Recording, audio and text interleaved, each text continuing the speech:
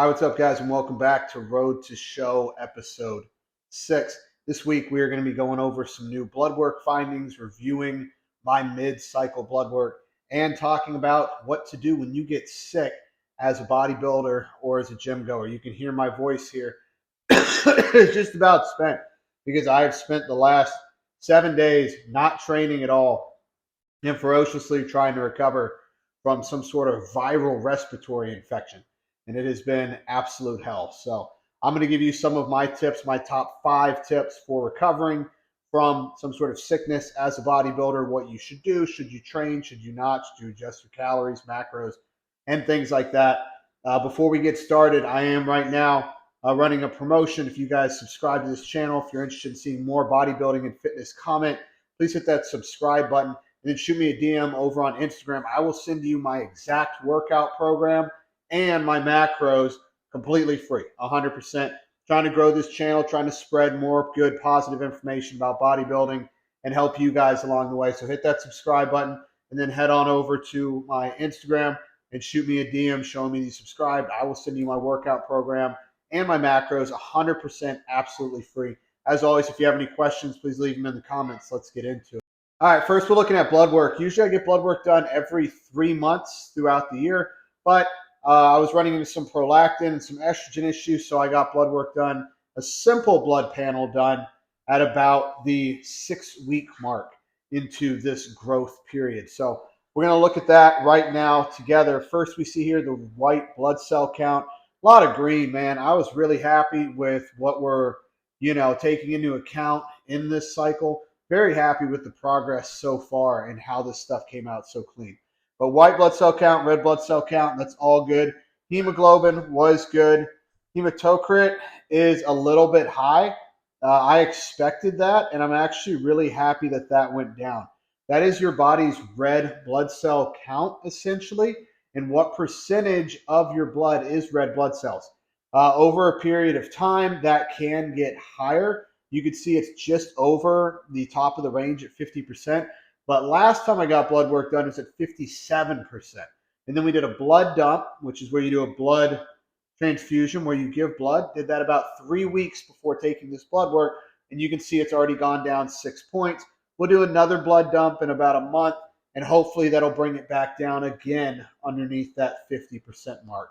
So that's one of the main ones you want to look at is that hematocrit, and that's going to be your red blood cell count. Easy way to manage that.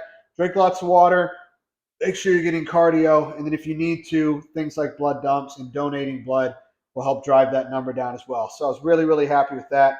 We keep going here through these markers. Everything's green through our reference ranges. We're happy with that. We move down to the second part, platelet count, really good. Absolutes, really solid. Everything green in our second page as well. So again, fantastic start to this growth period and this bulk. We get down to our last page. That's where I was kind of looking at is prolactin.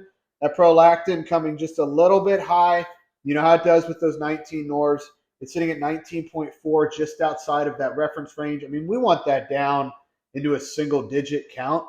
So I'm going to be introducing, or I have introduced this past week, 5P5. 5P5 is an active, you can see it up here. That's the brand, just got off Amazon. 5P5 is an active B6, and it's known to lower your prolactin. It's not going to do so hugely.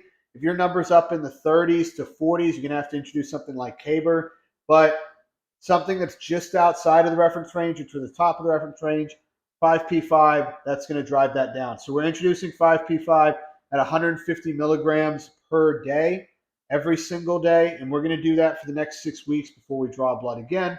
We'll see if we can get that prolactin back down to a normal range. Testosterone total through the roof, 2,424. That's awesome.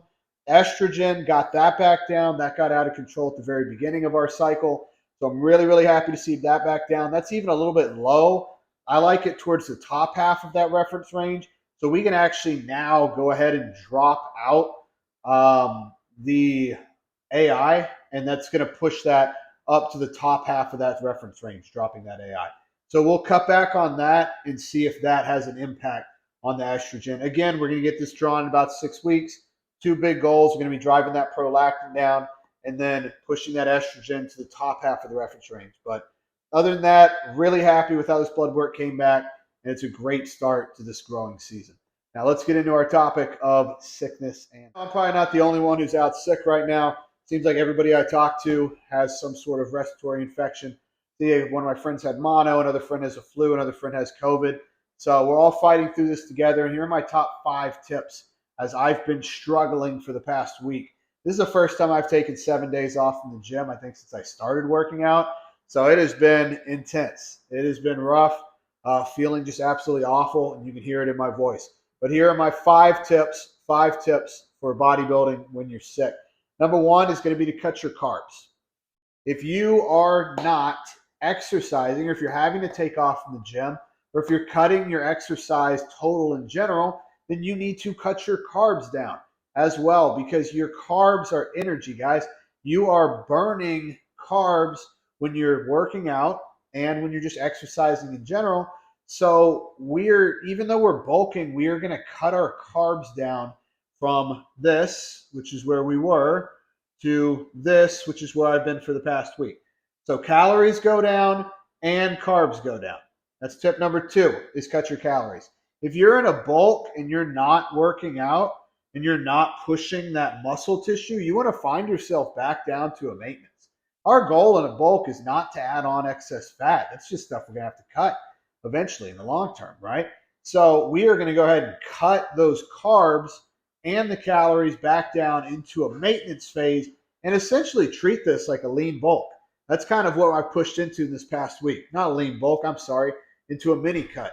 And we're just trying to kind of cut down a little bit because I know I'm not going to eat as much food and I'm not going to exercise to that degree. So if I drop a pound or 2, as long as it's mostly fat, not the end of the world. That's number 1, cut carbs. Number 2, cut calories. Number 3 is sleep. Sleep as much as freaking possible. Your body significantly recovers faster when you're sleeping. So sleep as much as absolutely possible. Take naps throughout the day if you can. And then I'm getting 10 to 12 hours of sleep per night. Finally, do anything you can to maximize that sleep. Make sure you are getting as quality sleep as possible. Number 4 is going to be take rest days. Should you work out while you're sick? I will if I have bad allergies or maybe a cold. But if I'm running a fever and I have the flu or I have something like that, COVID, upper respiratory infection, sinus infection, I'm not working out, man. I want to recover as quickly as possible so I can get back into the gym.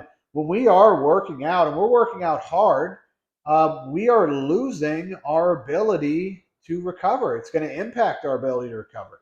And when we're sick, I want everything in my body fighting that sickness, right? I don't want it kind of split 50-50. So as a total, we're going to stop working out at least for a couple days. I ended up having to take a week off. My attitude is if I can't go in there and work close to failure and work really hard, there's no point being in the damn gym. I'm not showing up to the gym just to kind of half butt something, guys. I'm in there. If I'm going 100%. And otherwise, there's no point in showing up. So if I can't go 100% because my lungs are like gasping for air, and I just know that pushing myself that hard is going to regress my body's recovery, I'm going to take some rest days. Rome was not built overnight. I know it seems like it's the end of the world, and when I first started working out, I thought it was the end of the world. But you guys will be okay taking a week off. You are not going to lose any muscle, and you are not going to not reach your goal for the summer.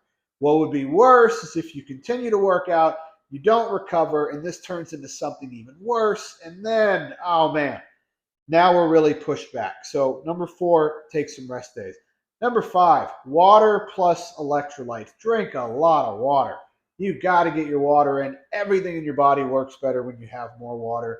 And introduce some electrolytes. I have a couple videos up on electrolytes, so check those out. But as a total, water and electrolytes the entire time, sipping it from morning until night is going to have a big positive impact on you. Guys, this is the end of our Week 6 series, or Week 6 episode in this Road to the Show series. I'm going to get back in the gym tomorrow morning and hopefully start to regrow.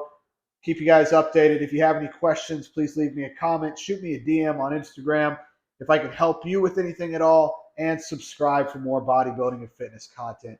Get big, get swole. Have a good day, guys.